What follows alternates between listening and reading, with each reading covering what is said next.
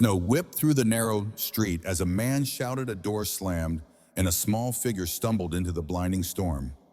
Barefoot, shivering, her tiny hands clutched something broken, a fragment of blue porcelain glinting in the streetlight. Behind her, voices argued, one deep and cruel, another pleading. Then silence. Across the street, a black car braked hard. The driver, a man in a dark coat, had seen everything. A little girl alone, half buried in snow, staring back at the house that had just thrown her away. He didn't know her name. He only knew one thing: he couldn't drive on. If you want to know what happens next, stay with me until the end of the video. And if you still believe deep in your heart that God is always watching over you, silently arranging everything, then right now, leave a comment saying amen below this video. Because who knows, at the very moment you write those words, a blessing may quietly enter your life. The first snow of December fell heavy over Lancaster, softening the sounds of the small Pennsylvania town until even the church bells seemed to ring from far away. Houses glowed with warm light wreaths hung on doors, and in every window flickered the hope of Christmas. Yet behind one window, that warmth did not reach. Emma Grace Carter, 7 years old, sat on the edge of her bed, tracing circles on the foggy glass with her finger. The cold crept through the cracks in the window pane, nipping at her hands. Downstairs, she could hear voices, her stepmother Vanessa's sharp tone and Rick Dalton's low growl, the sound of ice in his glass clinking like a warning. "Go set the table," Vanessa called, her voice flat. Emmy obeyed. She always did. The kitchen smelled faintly of whiskey and burnt toast. On the counter sat a single porcelain plate painted with faded blue flowers. It was the only thing that had belonged to her mother.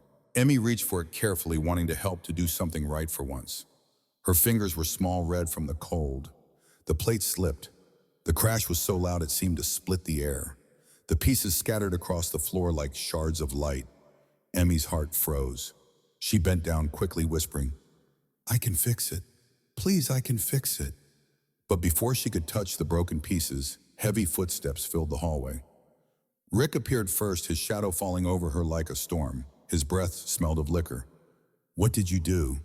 It was an accident," she said. Rick's voice rose. "That plate was worth more than you'll ever be." He grabbed her wrist, squeezing until she whimpered. Vanessa stood at the doorway, pale and silent. "I'm sorry," Emmy cried. "I didn't mean—" "Sorry," Rick snarled. "You think sorry brings it back?" He yanked open the back door. Wind howled through the kitchen, carrying snowflakes inside. "You like breaking things, then go outside and break something else." Vanessa stepped forward. "Rick, stop. She's just trouble," he interrupted. He shoved Emmy toward the open door. She stumbled out, her socks sinking into snow. The cold bit through her like teeth. Before she could turn, the door slammed shut. For a long moment, Emmy stood frozen, staring at the faint yellow glow behind the curtains. Then slowly she began to walk. Snow gathered on her hair and lashes. The street was quiet except for the creak of old trees and the whisper of wind between the houses. She passed the grocery store where her father used to buy her chocolate milk, the toy shop with its windows full of blinking lights.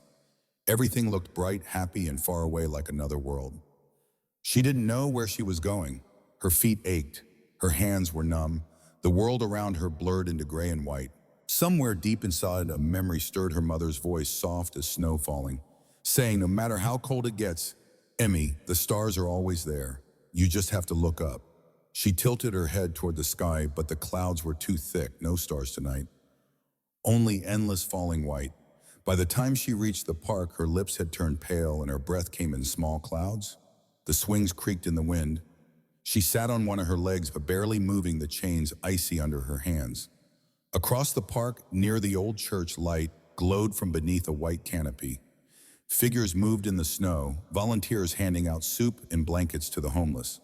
Their laughter and voices rose faintly through the night, carried by the wind like a lullaby she couldn't reach. Among them was Thomas Whitaker.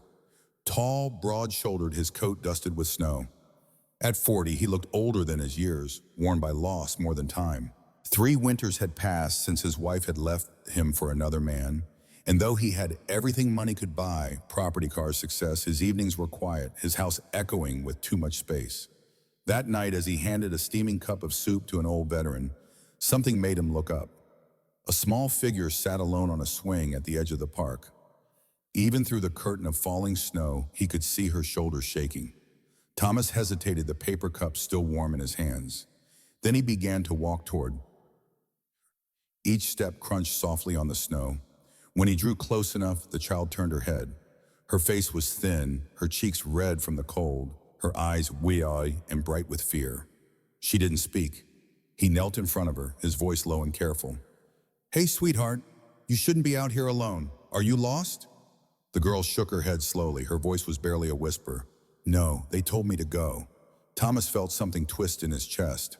The wind carried her words away, but their weight stayed. In the glow of the streetlight, he saw a child abandoned to the storm, and for the first time in years, his own loneliness didn't feel like the worst thing in the world. Thomas stayed crouched in front of the little girl, his breath visible in the frozen air. "They told you to go," he asked softly. She didn't answer. She only looked at him with eyes that seemed too tired for 7 years old. He took off his gloves and held out a hand. "Come on, sweetheart. It's freezing out here." She hesitated before slipping her small hand into his. It was ice cold. Thomas pulled off his scarf and wrapped it gently around her neck. "There," he said. "Better." She gave a tiny nod. "What's your name, Emmy? That's a pretty name." Thomas glanced back toward the churchyard where volunteers were packing up the tables. "Let's get you somewhere warm, all right? My car's right over there." Emmy didn't resist, but she kept looking over her shoulder as they walked, as if afraid someone might appear from the dark and drag her back. When Thomas opened the passenger door, she climbed in without a word. The heater coughed to life, filling the car with faint warmth. He handed her a cup of cocoa from a thermos. "Here, careful, it's hot." She held it with both hands, staring at the steam, as though it might tell her something. Thomas started the car and glanced at her again. "So, Emmy, do you have somewhere I can call? Maybe your mom or dad?" She shook her head. "Mommy's gone. Daddy went to heaven." Thomas's chest tightened. "I'm sorry to hear that." "Who do you live with, Miss Vanessa? Is she family?" "She married Daddy, but he died." Then Rick came. The name came out like a whisper, and Thomas noticed the way her shoulders tensed when she said it. "Rick," he repeated carefully. "Is he nice to you?" Silence. Then barely audible, "No." Thomas gripped the steering wheel. He'd seen enough bruised children at the shelters to recognize the signs. He didn't push further. She was already shrinking into the seat, small and fragile as a bird caught in a storm. They drove through the quiet streets, passing darkened houses strung with twinkling lights. The world outside looked warm and safe, but inside the car, Thomas could feel the chill of something much deeper than winter. When they reached the Winter Haven Shelter, a converted church hall run by volunteers, Thomas parked and hurried around to open the door for her. The shelter's yellow light spilled out onto the snow, and the smell of coffee and bread greeted them. Inside the coordinator, a woman in her 50s named Ruthie Alvarez looked up from a clipboard. "You're late tonight, Thomas. Who's this little angel?" "This is Emmy," he said quietly. "I found her alone in the park." Ruthie's smile faded. She knelt to Emmy's level. "Hey, sweetheart, you must be freezing. Let's get you warm, okay?" Emmy allowed herself to be led to a cot near the heater. She sat down, still clutching Thomas's scarf. Ruthie brought her a blanket and a small bowl of soup. Thomas stood nearby, unsure whether to leave or stay. Emmy didn't take her eyes off him. When he turned to go, she spoke for the first time since entering the shelter. "Please don't go yet." He paused. "I won't." He sat on the chair beside her cot while she ate in slow, careful bites. After a while, her small hand reached into the pocket of her coat. She pulled out a folded sheet of paper, edges wrinkled and smudged with crayon. "This is my mommy's plate," she said softly, showing him a drawing of a blue plate with gold edges and a crack running down the middle. Thomas smiled gently. "That's beautiful. You drew this?" She nodded. "It broke tonight. Rick got mad." Thomas's eyes darkened. "He hurt you?" Her hand trembled slightly as she put the paper away. "He doesn't like me there." Ruthie overheard and shot Thomas a look, one that said, "We'll handle this." She picked up her phone and stepped aside to make a quiet call. Thomas looked back at Emmy. "You're safe now," he said. "No one's going to hurt you tonight." Her eyelids fluttered. "Promise, I promise." By the time Ruthie returned, Emmy had fallen asleep, curled beneath the blanket, her hands still gripping the drawing. Ruthie whispered, "Police will send someone in the morning. For now she can rest." Thomas nodded, but he didn't move. He sat there for a long time, listening to the hum of the heater, watching the rise and fall of her small chest. Outside, snow kept falling, thick and endless. He thought of his empty apartment, the silence waiting there, and for the first time in years, he didn't want to go home. Something about this child, her fragility, her quiet courage, had cracked open a part of him he'd long sealed shut. He leaned back in the chair, exhaling softly. "Hang in there, little one," he whispered. "You're not alone anymore." And somewhere between the snow and the hum of the shelter, Thomas Whitaker made a silent vow, whatever story this child carried, he would see it through to the end. Morning crept slowly into Lancaster, the gray light of dawn slipping through the frosted windows of Winter Haven shelter. The storm had eased, leaving the streets blanketed in white silence. Thomas sat in the same chair he had occupied all night, his coat draped over his shoulders, his eyes fixed on the little girl still asleep beside the heater.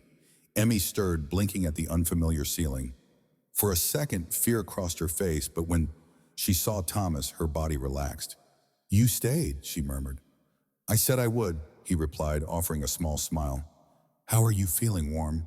she whispered, as if the word itself were fragile. Ruthie approached, holding 2 cups of cocoa.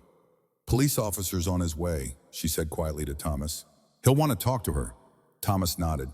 "Caleb Moore, right?" Ruthie's brows rose. "You know him?" "We grew up in the same neighborhood," Thomas said. "Good man." A few minutes later, Caleb arrived, a tall man in a navy uniform, snow still melting on his boots. His voice was calm but firm as he knelt near Emmy. "Hey there, sweetheart. My name's Caleb. You're safe here. Can you tell me where you live?" Emmy's fingers twisted the edge of her blanket. "Maple Street," she said softly. "The red house with the porch." Caleb exchanged a look with Thomas. "We'll check it out," he said, standing. "See if we can find this Rick Dalton," she mentioned. When the officer left, Thomas felt a restlessness he hadn't known in years. He wasn't supposed to get involved. Yet something in the girl's quiet fear clung to him. By noon, Ruthie urged him to go home and rest. He did reluctantly. His apartment was neat, expensive, and lifeless. He poured coffee but didn't drink it. His mind kept replaying the way Emmy's voice trembled when she'd said, "Rick doesn't like me there." He sat at his desk, staring out the window. Snow still drifted down, lazily soft as ashes. On the corner of the table lay the folded drawing Emmy had dropped when she'd fallen asleep. Ruthie must have slipped it into his pocket before he left. Thomas unfolded it carefully. At first it looked like a child's usual scrawl, bright crayons, shaky lines. But as he studied it, his pulse quickened.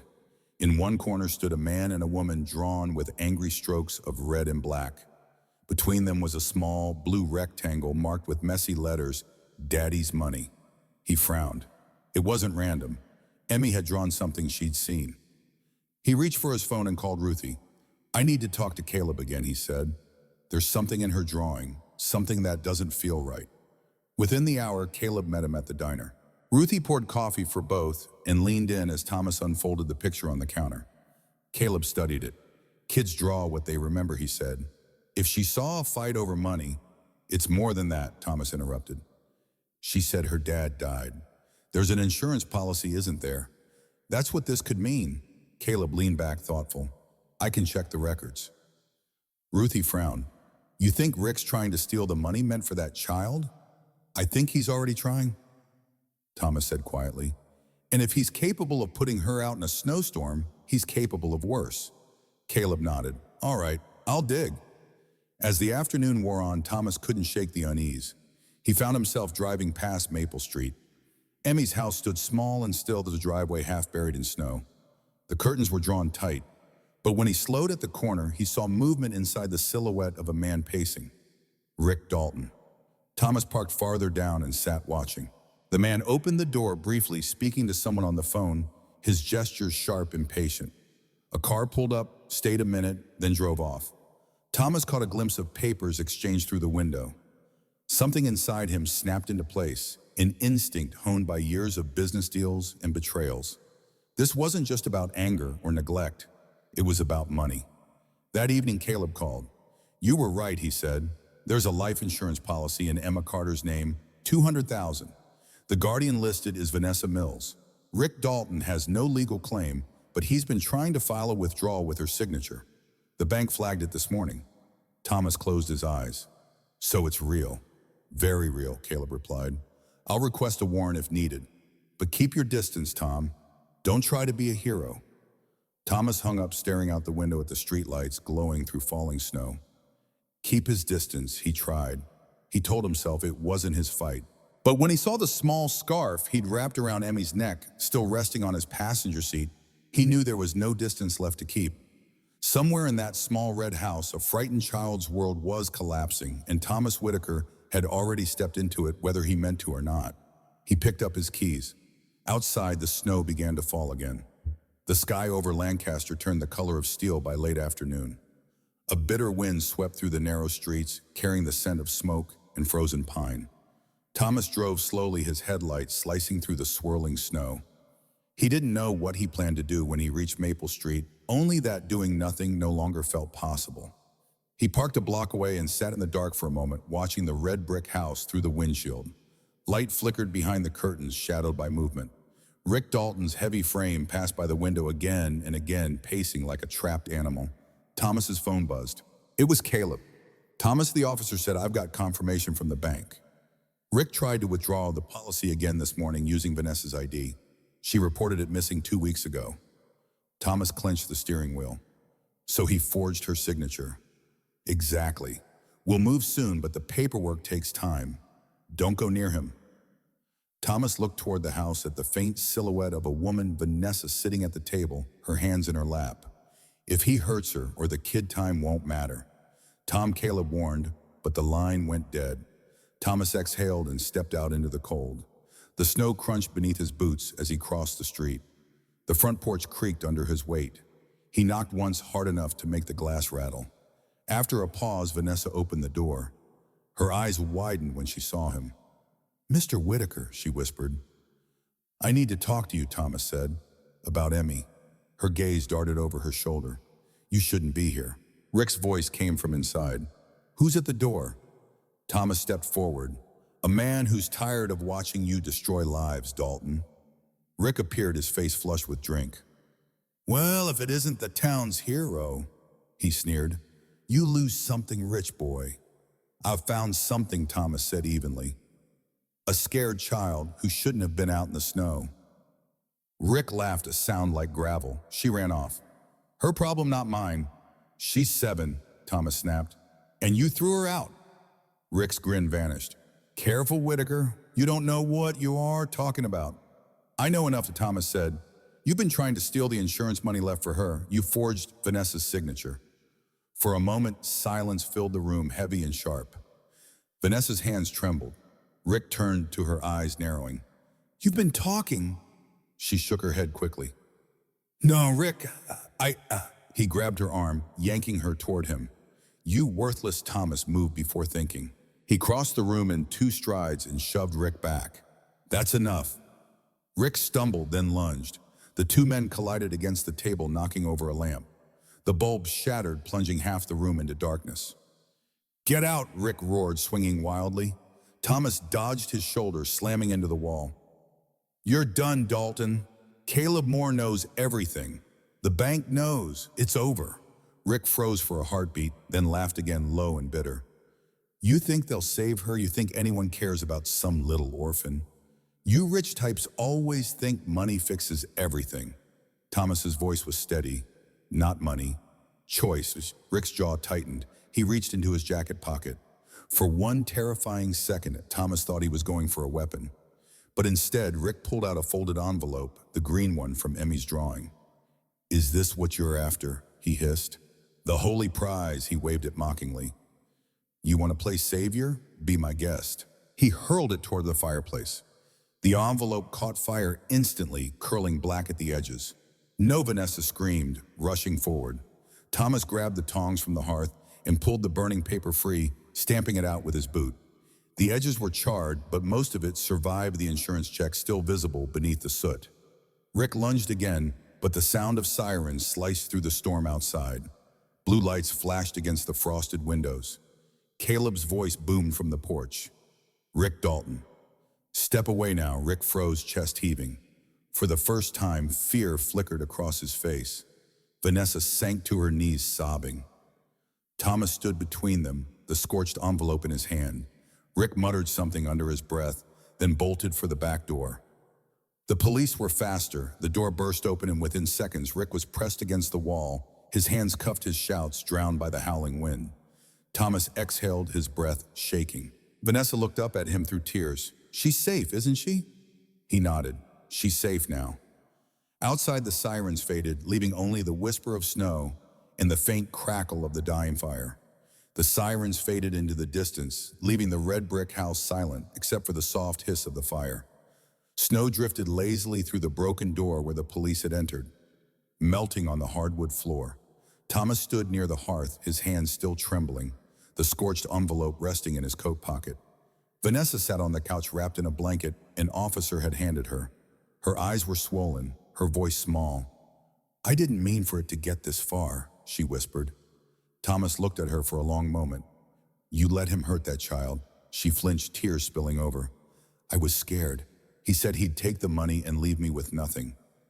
I thought if I just kept quiet, it would end."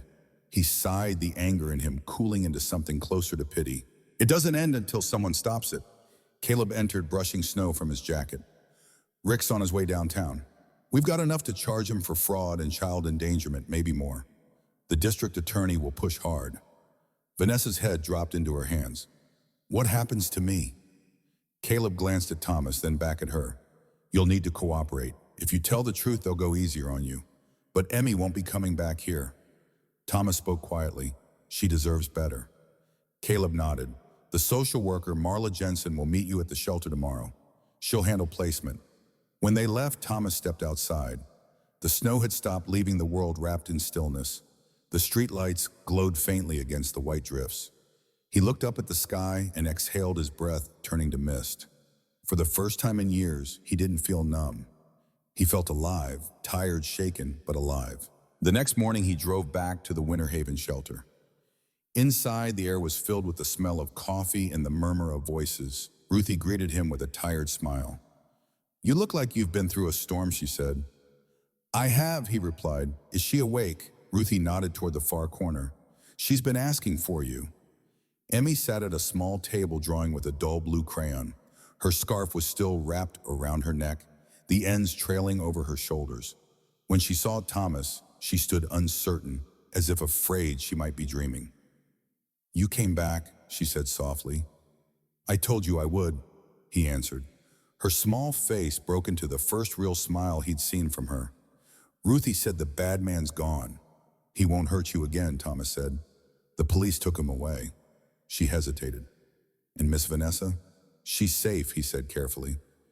"She's going to talk to the police. Sometimes people make bad choices because they're afraid." Emmy nodded, though she didn't fully understand. "I was afraid too." Thomas knelt beside her chair. "You don't have to be anymore." Marla Jensen arrived shortly after, a kind-eyed woman in a wool coat and boots dusted with snow. She introduced herself to Emmy, then turned to Thomas. "The county asked if you'd consider temporary guardianship," she said. "She responds to you, and frankly, she trusts you." Thomas blinked. "I'm not sure I'm qualified." "You're human," Marla said gently. "That's qualification enough right now." Emmy slipped her hand into his. "Can I stay with you for a little while? Just until Christmas." Thomas looked down at her, then at Marla. "For now," he said softly, "she stays with me." His house, once silent and hollow, changed the moment she stepped inside. Emmy wandered from room to room, eyes wide, touching the framed photographs on the walls, the shelves lined with old books. "It's quiet," she said. "It used to bother me," Thomas admitted. "Maybe not anymore." He made her grilled cheese and tomato soup, the only meal he knew by heart. She ate slowly, looking around the kitchen. On the counter sat a small porcelain shard he had found in the pocket of her coat, the last piece of her mother's broken plate. "Can I keep it?" she asked. "Of course," he said. "Maybe we can fix it someday." That night, after she fell asleep on the couch under a heavy quilt, Thomas sat nearby, reading an old letter from his ex-wife that he'd once kept hidden in a drawer. The paper had yellowed with time. She had written, "You always wanted to fix everything, Tom, but some things aren't meant to be fixed." He looked at the sleeping child, her small hand resting on the folded drawing. "Maybe some are," he whispered. Days passed quietly. Emmy began to hum when she drew, filling the house with a gentle rhythm. She helped him shovel the walkway, fed the neighbor's cat, and laughed when snowflakes melted on her gloves. Each small sound of her joy stitched warmth back into the cold corners of Thomas's heart. One afternoon, Ruthie stopped by with cookies. "You two look like you've been family forever," she said. Thomas smiled. "Feels that way sometimes." Marla arrived later with paperwork. "Everything's in motion," she said. "After the holidays, we'll talk about longer-term care.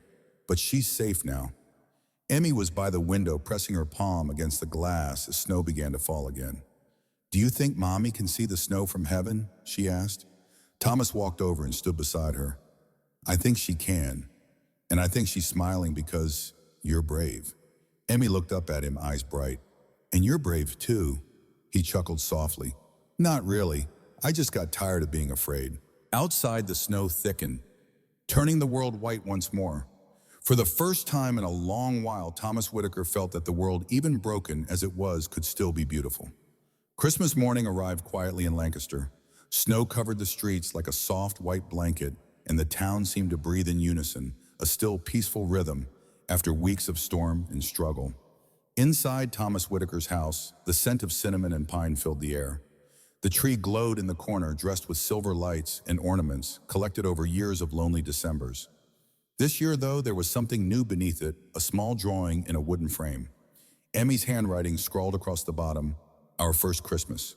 Thomas stood by the kitchen counter, fitting 2 pieces of porcelain together with slow, careful hands. The gold glue shone faintly under the morning light. The broken plate, once shattered across a cold floor, was nearly whole again. Emmy padded into the room in her red pajamas, rubbing her eyes. "You fixed it," she whispered. "Almost," he said, smiling. "Still needs one more piece." She reached into her pocket and pulled out a tiny fragment she'd kept all this time. "Here," she said, "it belongs right there." He took it gently and pressed it into place. The plate gleamed softly, its cracks outlined in shining gold. "It's called kintsugi," Thomas said, "the Japanese way of repairing things with gold. They believe the cracks make it more beautiful." Emmy studied it for a long time. "So it's not broken anymore?" "No," he said, placing it in her hands. "It's part of its story now." She turned the plate over. On the back, faded but still visible, were her mother's words. "For my little sunshine, Emmy." Tears welled in her eyes. "Mommy would like this," she said quietly. "I think she would." Thomas replied. They hung the plate on the tree right in the center. The lights reflected off the gold lines, turning them into tiny rivers of light. Thomas watched the glow dance across Emmy's face and felt a warmth he hadn't known in years, a sense of belonging that had nothing to do with blood or names. After breakfast, they bundled up and walked into town. The park where they had first met was blanketed in snow again, but today it looked different, gentler, softer. Volunteers were serving soup near the churchyard just like that night. Thomas helped ladle bowls while Emmy handed out cookies Ruthie had baked. People smiled as they passed, some recognizing him, others just drawn by the quiet joy between the man and the little girl. When they finished, Emmy tugged his sleeve. "Can we go see the stars tonight?" she asked. "If the clouds clear," he said. "Your mom told you to look for them, didn't she?" She nodded. "She said the stars are always there, even when we can't see them." That evening, as darkness settled and snow began to glitter under the streetlights, they stood by the window together. The storm had finally broken. Above them, a handful of stars blinked faintly in the winter sky. Emmy leaned her head against his arm. "Do you think we'll be okay?" Thomas looked down at her, then back at the stars. "We already are," he said. Silence filled the room, peaceful and warm. The fire crackled softly in the hearth. For the first time, the house didn't feel like a place he lived. It felt like a home.